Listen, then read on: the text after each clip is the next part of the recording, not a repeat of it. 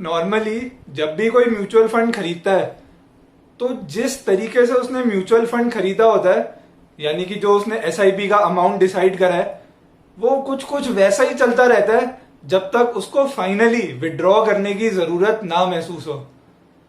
तो रिटर्न तो बनते हैं, लंबे टाइम में रिटर्न बनते हैं, पर लेकिन अगर हम उस एसआईपी के अंदर कुछ ट्वीक करें, थोड़ा सा चेंज करें छोटा सा, तो क्या उससे हमारे फाइनल अमाउंट जो हमें मिलना है, जो फाइनल कॉर्पस बनना है, उसमें कोई सिग्निफिकेंट डिफरेंस आ सकता है। हालांकि ये सिग्निफिकेंट चेंज लाने के लिए किसी को भी बहुत मेहनत करनी पड़ सकती है। तो इस चीज को पूरा डिटेल में समझेंगे इस वीडियो में। Hi everyone, this is Shubham Gupta and you are welcome to another episode at investor Niti.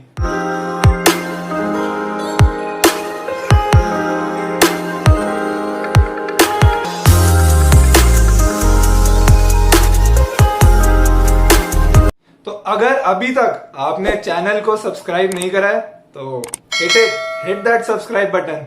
तो सबसे पहले समझते हैं कन्वेंशनल एसआईपी और स्टेप अप एसआईपी में डिफरेंस क्या है। फिर एक एग्जांपल के साथ समझेंगे कि कितना सिग्निफिकेंट डिफरेंस आ जाता है कन्वेंशनल एसआईपी में और स्टेप अप एसआईपी में। तो कन्वेंशनल एसआईपी जैसा नॉर्मली हर कोई म्यूचुअल फंड लेता है, मंथली इंस्टॉलमेंट्स या मंथली पेमेंट जब भी वो करता है तो नॉर्मल एसआईपी उनकी चलती रहती है, वो conventional SIP. Step up SIP में एक मेजर चेंज होता है। स्टेप अप एसआईपी के अंदर एक सर्टेन परसेंटेज से कोई भी पर्सन अपनी म्यूचुअल फंड की इंस्टॉलमेंट को इंक्रीज करता रहता है ईयर ऑन ईयर।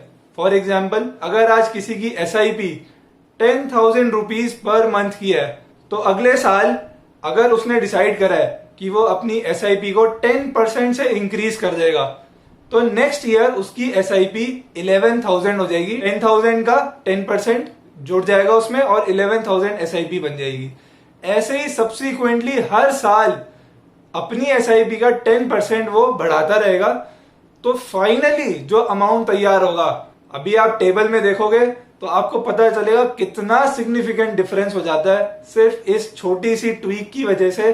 हालांकि जैसा मैंने पहले भी बोला, आपको कंसिस्टेंटली अपनी भी इनकम ग्रो करनी पड़ेगी उसके लिए, क्योंकि 10% का इंक्रीज अगर आप एसआईपी में करते हो तो यानी आपकी इनकम भी बढ़नी चाहिए। और फाइनेंस में वैसे भी ये अजम्पशन लेके चलते हैं कि किसी भी पर्सन की नॉर्मल सर्कमस्टांसेस में इनकम 10% से बढ़ती है ईयर ऑन ईयर। किसी साल कम ज्यादा हो सकती है, पर in general through out his career वो 10% अचीव कर लेता है। तो चलिए टेबल में देखते हैं और समझते हैं कि वो स्टेप अप एसआईपी कितना बड़ा डिफरेंस डालती है। जैसा कि आप लोग टेबल में देख पा रहे हो, conventional SIP, step up SIP के 2 कॉलम है, साथ में सारे पर्टिकुलर्स हैं। कन्वेंशनल एसआईपी के अंदर सबसे पहले हम मंथली एसआईपी जो कंसिडर कर रहे हैं यहाँ पे, वो 10,000 पर मंथ कंसिडर कर रहे हैं। Annual step up from second year, क्योंकि इसमें तो हम कुछ इंक्रीज कर नहीं रहे तो ये एज इट इज रहेगा। 20 ईयर्स तक का ये एसआईपी का टेन्योर हम कंसिडर कर रहे हैं। 12% का रिटर्न एक्सपेक्ट कर रहे हैं हम 20 ईयर्स के दौरान। जब आप 10,000 अमाउंट को पर मंथ 20 ईयर्स के लिए इन्वेस्ट करते हो तो टोटल इन्वेस्टमेंट जो आपकी बनती है वो बनती है 24 lakhs।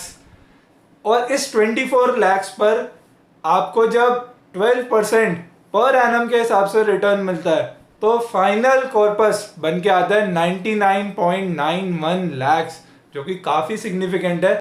12% रिटर्न बड़े टाइम फ्रेम पे बनाना इजी होता है, बन जाता है। तो फाइनल कॉर्पस यहाँ पर 99.91 lakhs निकल के आ रहा है। अब हमें इसको कंपेयर करना है स्टेप अप एसआईपी से। तो देखते हैं कि स्टेप अप एसआईपी में सेम सिचुएशन में क्या नजर आ रहा है। तो मंथली एसआईपी हम वही कंसिडर कर रहे हैं 10,000 रुपीज। सेकेंड ईयर से हम इंक्रीज कर रहे हैं अपनी एसआईपी को 10% पर एनम के हिसाब से, यानी कि जो 20 साल का हम टेन्योर ले रहे हैं इसमें 20 ईयर्स का, उसके अंदर 10% पर एनम के हिसाब से एसआईपी इंक्रीज होती चली जाएगी। इसमें भी वही 12% रिटर्न हम एक्सपेक्ट कर रहे हैं। अब क्योंकि 10% से आपकी एसआईपी हर साल बढ़ रही है, तो जो इन्वेस्ट अमाउंट हुआ है कितना ज्यादा हुआ है कंपेयर टू 24 lakhs, यहाँ पर 68.73 lakhs इन्वेस्ट हुए हैं। अगर आप नॉर्मली चलते रहते तो ये वाला जो अमाउंट जो आपने एडिशनल इन्वेस्ट करा है, मे बी आप ऐसी जगह करते जहां पर रिटर्न्स बहुत कम होते हैं, लेकिन यहाँ पर क्योंकि 12% रिटर्न मिल रहा है, तो वो जो डिफरेंस आपने एडिशनल एफर्ट डाल के क्रिएट करा है उसके रिटर्न्स बहुत अच्छे मिलेंगे, जो कि नीचे नजर भी आ रहा है। फाइनल कॉर्पस जो कन्वेंशनल एसआईपी में 99.91 लाख था, वो स्टेप अप के अंदर 1.98 करोड़ हो जाता है।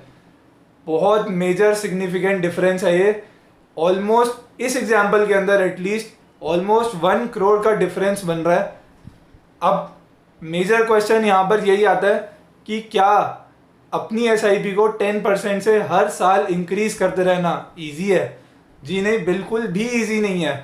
पर जैसे कि किसी के भी करियर में देखा गया है कि टाइम के साथ वो प्रोग्रेस करता है, तो ओवरऑल जब आप देखोगे जैसे कोई भी एक डेजिग्नेशन से दूसरी डेजिग्नेशन पे शिफ्ट होता है तो एक काफ़ी सिग्निफिकेंट इंक्रीज उसका होता है। तो 10% अगर हम एक्सपेक्ट करके चलते हैं तो इतना सिग्निफिकेंट डिफरेंस बन रहा है फाइनल कॉर्पस में, इसलिए इस एक्टिविटी को प्रैक्टिस करना बहुत जरूरी हो जाता है। तो जैसा आपने टेबल में देखा अभी, एक स्टेप अप एसआईपी कितना सिग्निफिकेंट डिफरेंस आपके फाइनल कॉर्पस अमाउंट में बना सकती है। ये किसी की भी फाइनेंशियल पोजीशन को स्ट्रेंथ से फर्दर स्ट्रेंथन करने के लिए बहुत है। आपने जैसा अभी एग्जांपल में देखा, ऑलमोस्ट 1 करोड़ का डिफरेंस आ गया था फाइनल कॉर्पस अमाउंट के अंदर। स्टेप अप एसआईपी का कोर भी पावर ऑफ कंपाउंडिंग ही है, जो कि इन्वेस्टमेंट्स में हम बोलते हैं सबसे इंपॉर्टेंट है। तो इस पावर को हम यूज कर सकते हैं अगर हम इसे अपनी लाइफ में अप्लाई कर लें हमारे अपने म्यूचुअल फंड्स के अंदर। आई होप आपको वीडियो कुछ यूनिक लगी होगी, कुछ मजा आया होगा। अगर वीडियो अच्छी लगी तो एक लाइक तो बनता है। चैनल को सब्सक्राइब नहीं किया है तो सब्सक्राइब कर लीजिए। इंस्टाग्राम, फेसबुक, ट्विटर पे फॉलो कीजिए, कम्युनिटी को ज्वाइन कीजिए। इंटरेस्टिंग पोस्ट वहां डलते रहते हैं। So signing off for now, until we meet again, bye bye.